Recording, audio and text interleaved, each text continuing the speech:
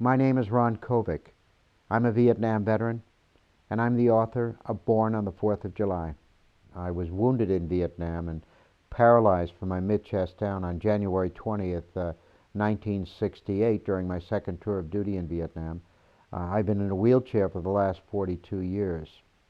I know the human cost of war. I have lived with it for the past 4 decades. I've seen what it did to my brothers after the Vietnam War.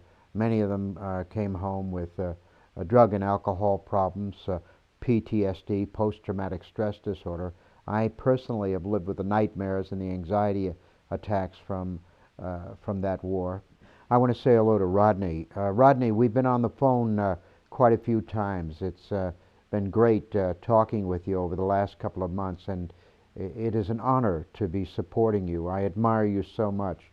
You and the other war resistors in Canada who made that courageous decision to leave your country, to resist this war, to go to Canada rather than fight in this war.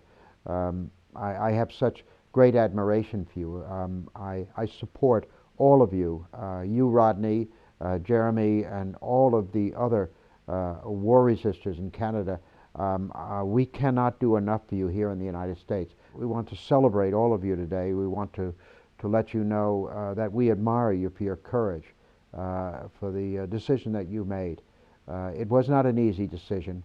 Many of you have been forced to leave your loved ones, to leave the cities and the towns that you've come from and go to Canada. But this is not the first time that Americans have done this. We know during the Vietnam War, thousands upon thousands of young Americans fled this country rather than fight in the war in Vietnam. And you are just following in the footsteps of those Americans who courageously made that difficult moral decision over 40 years ago to cross that border into Canada and to seek refuge, to seek sanctuary, and to find a better life for yourselves. Those of you who did not want to kill, those of you who did not want to pick up that gun and pull the trigger, those of you who respected the lives of each and every human being and recognized that there is another way to solve problems other than the use of violence. Why is Iraq still relevant?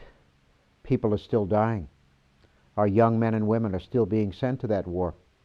Innocent civilians are being killed. It may not be on the front pages of the papers in Canada right now, or even in the United States, but that war is still going on, believe me, and we are still taking casualties. I think it's going to take courage for Canadian politicians to stand up and to push through in the Parliament the bill which will welcome our young men and women to Canada.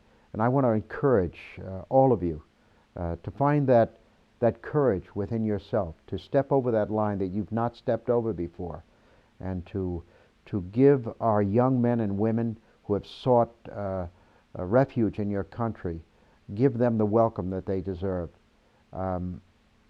Let us see Canada once again, the Canada that we knew and that we admired during the Vietnam War 40 years ago, the Canada that allowed so many Americans to not have to come home in wheelchairs like me.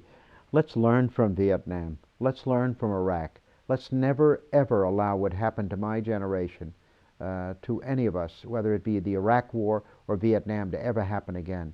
Let these young resistors represent that new movement forward. Let these young men who have made this very difficult decision during this time of war represent the leadership, represent this new direction toward peace, toward cooperation, toward understanding, toward diplomacy. This is the road that we must now take, not the road of bombs, not the road of aggression, not the road of occupation, but the road of diplomacy, the road of dialogue, the road of communicating and respect for each and every human being. That's what I learned from Vietnam. That's what we must all learn from this present experience.